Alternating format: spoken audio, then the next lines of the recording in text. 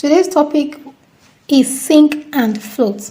And it's not enough to just teach sink and float with so much notes. It's usually better to have a little experiment while teaching sink and float. So today, we'll be showing you how to experiment it and help the children understand better. Here we have a bucket of water where we are going to be experimenting the things that sink and the things that float.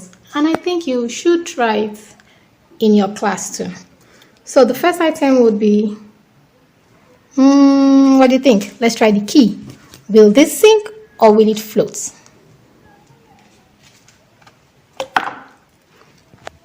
Sink. So we can put nylon. Did it sink or did it float?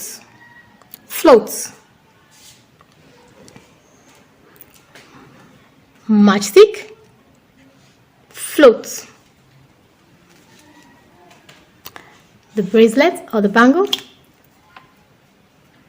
Sink. It sank to marker. Float.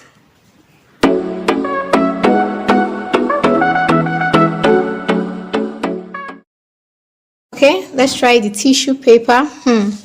This usually, okay, let's I allow you see for yourself. Now, it's float, right? We'll be back.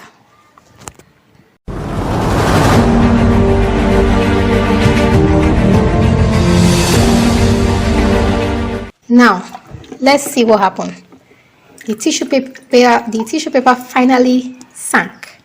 When it became heavy, the piece of paper also sank when it became heavy. So those are the explanations you give the children. And because they are a part of it, let it be items that they themselves brought. You say, okay, you go and bring this item, bring something, bring anything around you in the classroom or from home.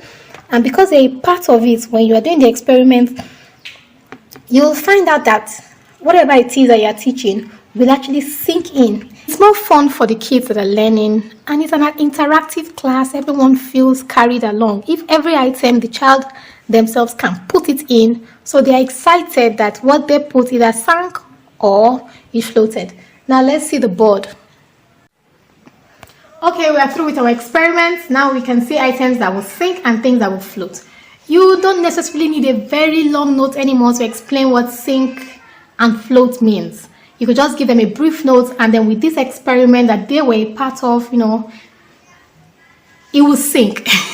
Definitely the teaching will sink this time around. You can see the blade will sink, the metal spoon will sink, plastic spoon will float, the die will sink, and so on and so forth.